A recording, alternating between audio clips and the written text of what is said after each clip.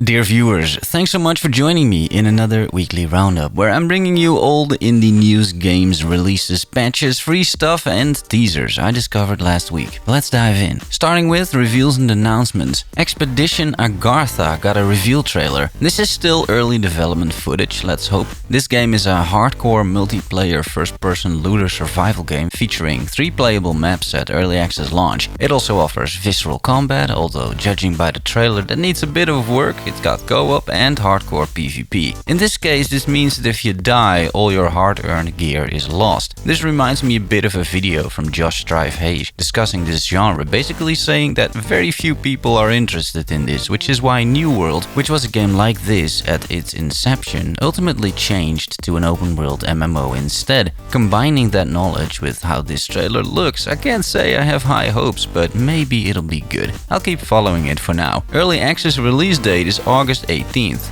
A few trailers from the First Descendant caught my eye. At first because of the super flashy graphics rendered in Unreal Engine 5. It's a South Korean studio making this and they sure know how to put some flashy shit on screen. Next to that, it gave me some Gears 5 and Outriders vibes, maybe mixed with a bit of Anthem in there, fighting huge bosses in metal suits. Yeah, I'm just throwing a random bunch of third-person sci-fi looters together, but that's exactly what this is. Some people say it'll be free to play, but both the game's website and Steam make no mention of that at all. There's a beta that'll run from Steam, you can sign up on the page, it'll be around the end of October, I guess we'll take it from there. I have more Unreal Engine 5 violence coming your way because this piece of madness is a game called Unawake. It is a first-person melee-focused game, a bit like Vermintide 2, but it's set in a surreal world where the forces of heaven and hell fight each other, hence the level design I guess. The game features a load of combat of course, story-based game progression, characters that gain experience and new skills with over 20 skills to customize, a whole bunch of weapons and once again those sweet Unreal Engine 5 graphics. Now this is something, Sunday Gold. It's a point-and-click turn-based adventure game set in a grim dystopian future. Play as a ragtag trio of criminals to hunt down and expose the dark secrets of an evil mega corporation and the malevolent billionaire behind it. Good premise. I already love this hyper-stylized art direction and from what I can tell, it's got solid voice acting too. Definitely something to put on your radar. Moonscars, the violent pixel art platformer, got a release date, September 27th. You can push the limits of your combat skills and master new abilities to progress through an unforgiving, non-linear 2D world. Face off against the relentless darkness that seeks to destroy you. In Moonscars, every death is a lesson learned, and as you overcome each challenge, new truths will be revealed. There's a good bit of hype around this, and seeing the gameplay, you understand why. THQ Nordic did a show and revealed a bunch of games as a publisher. I think some are definitely interesting, like Wreckreation, for example. I enjoy silly titles like this, but the game seems just as dumb and fun. It's like Destruction Derby meets Hot Wheels. Looks flashy too. Bit of a shame they aren't using real cars it seems. I guess car brands still don't like video games to smash up their cars somehow, or they just couldn't be bothered with the licenses. They're resurrecting a classic, Outcast, with Outcast 2 A New Beginning. I've never played the original, which released in 1999, but this game seems alright. Third-person open-world action-adventure, I mean, could be fun. And talking about classics, one of my favorite classic games I used to play day in, day out was a game called Jagged Alliance. This is a strategy game, a bit like Commandos if you will, or XCOM. You hired mercenaries, decked them out with gear and then conquered an island, I think it was, zone by zone. It was an amazing game and they're rebooting the franchise with Jagged Alliance 3. This is great news I feel and I can't wait to play this again. Tempest Rising enters the fray, returning to classic RTS games. We don't see many of those anymore, always good to see some people are still making games like this. And there's more RTS, this time squad-based RTS in the form of the Valiant. It is set in 13th century Europe and the Middle East. You can command and level up your medieval knights in either single-player campaign co-op or multiplayer online.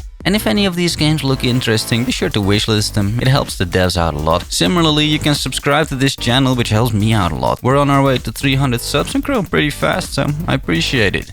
It's teaser time, a mix of small updates or teasers I think are worth showing. Both Zoria, Age of Shattering, and Liberté signed a deal with the same publisher, Anshar Publishing. They previously published Game Deck, a narrative cyberpunk detective game. Proceeding with the patch Plaza, bringing an overview of patch news, Oaken, the card game from Goblins Studios, got a big update, the Spellcasters update. There's a new guide, the Scientist Raikou, and 8 new spells. Colony Sim Clanfolk got yet another update, mainly a performance patch. According to the devs, the long story short is that Clanfolk now runs a lot faster. This is a solo dev project, and that solo dev also indicated he's going to take a few days off now the game runs and plays well, plus try to get back to a more sane pace of developing instead of self-imposed crunch.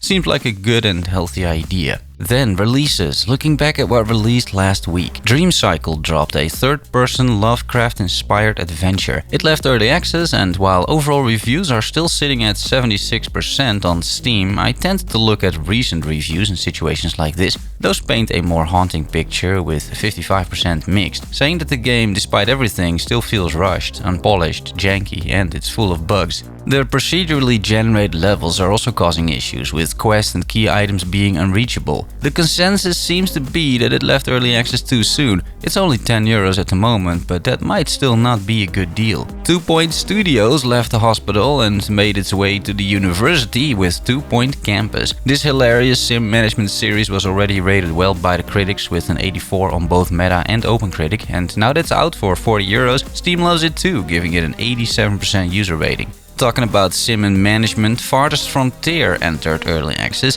This medieval city builder from Crate Entertainment is one of the most complicated ones within the genre, but despite having the most elaborate farming system ever, the devs didn't bite off more than they could chew. Early access reviews are looking good with an 85% positive rating for this €28 game. More simming going on in Arcade Paradise. Turn a laundromat into an arcade hall in this retro-inspired indie game. OpenCritic scores it with a 77, Steam likes it much more with an 86%, and I tend to agree with the latter group here for sure. I played around 10 hours in closed beta and enjoyed this a lot. Asking price is only €20, I think that's worth it for sure. Cult of the Lamb, combining the cute with the horrifying and the roguelite genre with once again management sim and base building, performed really well as expected. I watched a skill up review, he strongly recommended it, praising the fact that you could feed your animal population with balls of poop. Metacritic scored an 82, OpenCritic an 85 and Steam an 89%. Let's look ahead at what's releasing this week. Way of the Hunter by Nine Rock Games is a hunting sim game. I know absolutely nothing about hunting. It's not really much of a thing here in the Netherlands, but I did watch ACG do a review on this one, and he is both a hunter and an enjoyer of this game.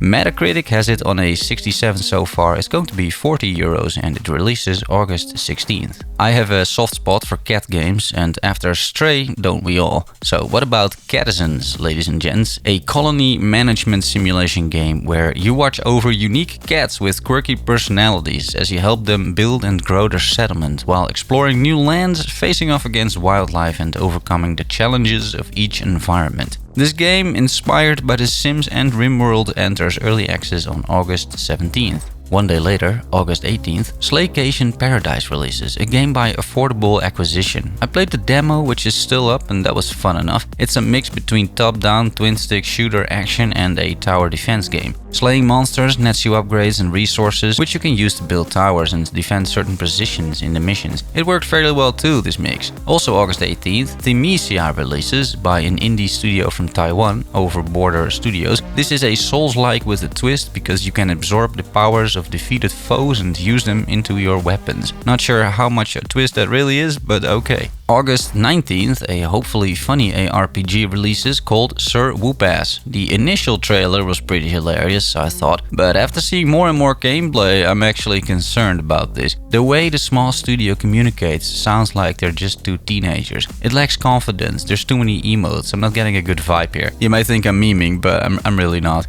They're basically already apologizing for what this game is going to be, and it's not even out yet. We will see. Also releasing August 19th is the latest Path of Exile League, Lake of Kalandra. I'm so excited for this, it's just insane. Really only PoE can get me excited for an actual game because I know it's going to be good. With all other games I have a healthy skepticism, but not here. This also means that next week's roundup will be recorded a bit earlier and might be less detailed, or it might not be there at all. I'll be playing PoE mainly and not doing much else, to be honest. This week's sort of free games, because I'm Dutch and I'm cheap, Epic offers Cook Serve Delicious 3, a cooking simulator based around a food truck. I guess that's fine. Uncle Phil from Game Pass offers 4 games over there. The beautiful 2 Point Campus, which I already discussed. There's Off-World Trading Company, a fast-paced economic RTS set on Mars. Expeditions Rome is available, a Roman Empire-inspired strategy squad-based game where you are leading your troops through a campaign and ultimately to victory. And finally, somehow more cooking simulators with cooking simulator windows. Time for some personal updates. What have I been up to? Not much. It's fucking warm in here. My living room is 32 degrees or more and it will stay that way until Tuesday at the least, which isn't great. I have an AC in my bedroom, which is also the office and where I'm recording right now, but still. It doesn't really cool down either at night with temperatures of 20 degrees, so all in all this isn't great. I'm not gaming too much as a result because I have to sit around with the AC all the time and it just dries my eyes and my throat. Instead I'm just outside a bit more or at my job with cool offices. Next Friday the new PoE League hits, like I said, which means I'll be mostly focusing on that. I'll try to make a roundup, but we'll see, just a heads up there. And that's it. If you have any questions or remarks or suggestions, put them in the comments below. I hope you enjoyed the video. And if you did and you want more like this, consider liking the video or even subscribing. Thanks for watching and making it to the end. Love you all. See you soon. Bye bye.